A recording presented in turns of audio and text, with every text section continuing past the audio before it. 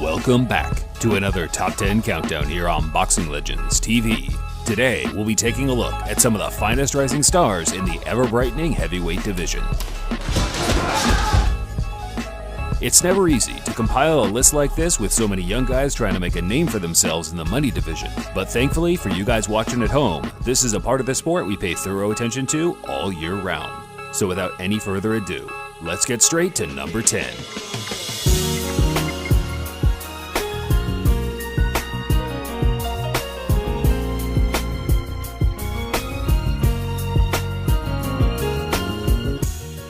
Izu Ugonna is the only fighter listed today with a loss on his record, but it was his brutal, valiant effort against Dominic Breazeale that proved this kid can be a serious problem when competing at the top of his game. The tide is going to be attrition. Breazeale's hurt again. Izu is a Polish boxer from a Nigerian descent that became a university graduate at a young age and quickly turned his knowledge for physical education into the fighting art. He started out as a kickboxer and became the European champion in no time, but while watching back some of his fights, it's clear to see he was a specialist with his hands, and I guess that's why he took up pro boxing in 2010. Cała seria ciosów rozbija, miały uderzać podbródkowe, sierpowe, tak jak chciał trener. Kolejny podbródkowy. After a dozen fights in Poland, his talent was recognized by the well-renowned trainer Kevin Barry in New Zealand, who brought Izu over to share some sparring sessions with the rising star Joseph Parker. You know, the thing is that, I've been working hard, and I've been working with Kev for a year now, and I believe that with every training time I'm getting better and better. Barry soon took over Izu's full coach, where he went on to feature him regularly on Parker's undercards. It said that Izu has a significant... right hand. He's done. That's a pure knockout. What a right hand. Bam! Izu has obvious power, but his stamina seems to be his biggest flaw.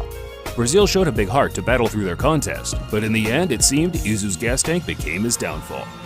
Izu hasn't fought since the Breazeale fight in 2017, so it's anyone's guess as to how he responds from a pretty grueling first defeat.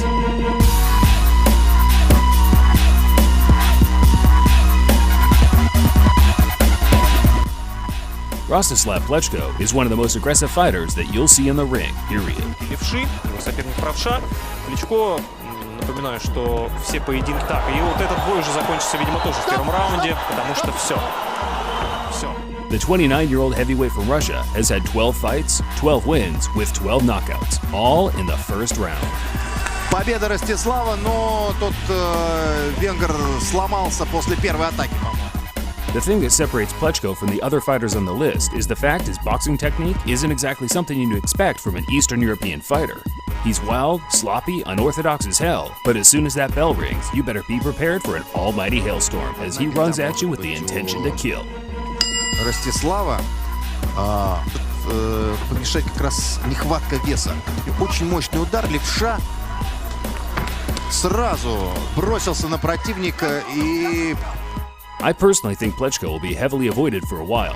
He might have to pay some of those known journeymen a few extra bucks to get in the ring with him until he gets himself into a ranked position. Overall, I'd say he's got good potential, but there is a reason why no one in boxing fights with this type of aggressiveness. Normally, you get found out by the first decent counterpuncher you meet, but only time will tell.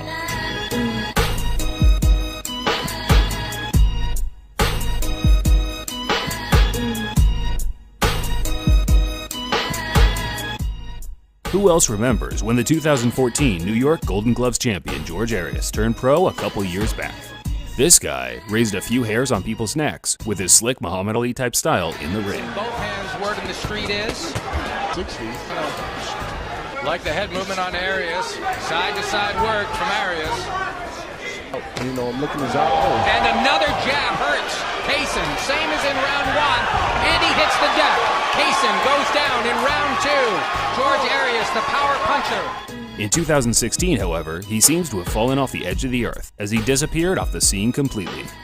I know I wasn't the only one checking his BoxRec every week to see if he had a new fight announced, but thankfully in 2017 he returned to the ring with 5 solid outings and now has a record of 10-0 with 6 knockouts.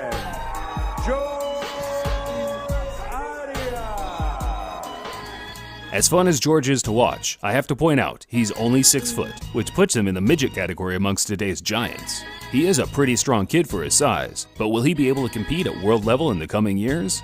My gut reaction tells me he won't, but I'll certainly be keeping my eye on him from here on.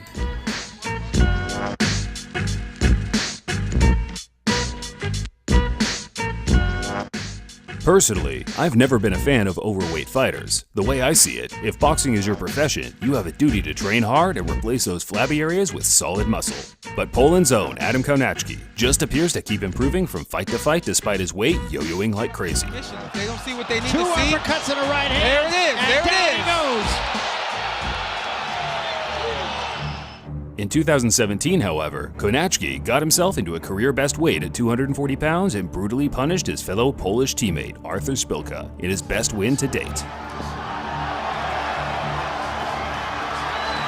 But he's going to throw a lot of punches as he tries to just smother Szpilka. Controlling the distance this round to me. Right hand connects by Kownacki. It's the same way with his hands down right here.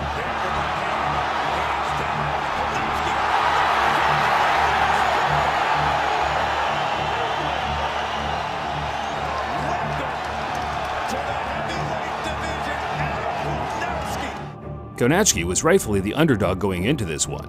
Szpilka gave Deontay Wilder a serious run for his money in his previous outing before being stopped in the 10th.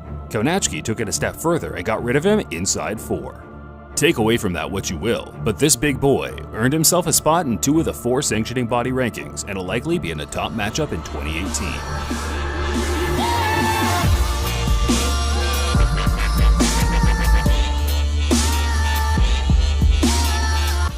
Rising prospect Joe Joyce has a unique set of skills that might just put him above everyone else on this list when it comes to ring generalship. 6 onwards, this is where the game plan really kicks in for them to take over, control, stay in top form, and continue to use the versatility of strikes, angles, and footwork. The 3-0, all knockouts heavyweight from London made a huge statement when he entered the pro game last year with a dominant performance over Ian Lewison. Beyond him, that's the position. For me, Joyce was robbed of a gold medal in the 2016 Rio Games after a controversial decision to Tony Yoka, but thankfully still got a chance to shine as a pro as David Haye quickly signed him up under his Ringstar promotional company. I want to try to, put you in the ring with guys that, British fighters don't fight in the first, say, 5 fights. Joyce isn't the most exciting fighter to watch. He doesn't really sit on his punches and often throws shots without much conviction, but this kid can box. We know how important it is to stop. He's 6'6" and can move like a middleweight for the most part, with excellent footwork and jab, and seems to be learning as the fights pass. He is currently scheduled to face the former title challenger and tough man Derek Chisora on May 5th, so look out for that, as it's guaranteed to let us know just where Joyce fits in this division. I personally think we'll see him at title level late next year, assuming his promoter can make the right fights happen along the way.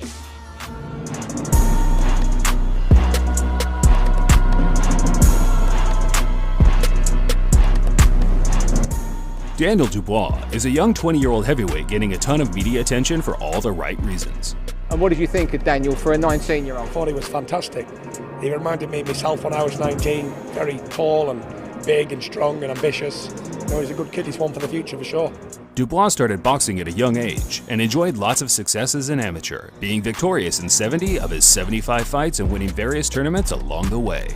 As a pro, it's been nothing but knockouts with 7 straight over the last year, and only one man seeing the 3rd round. Looking carefully, and now, that's surely it!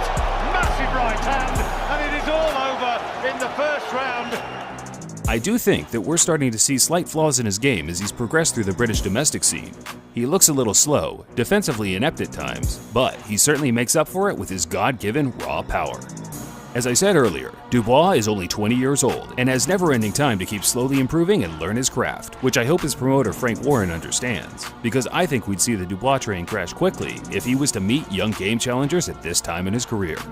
Without throwing too much shade on the young man, Dubois is another great addition to the heavyweight division, and I have no doubt we'll see him in some big fights down the line. Though Dodge is about to go the same way, massive right hand.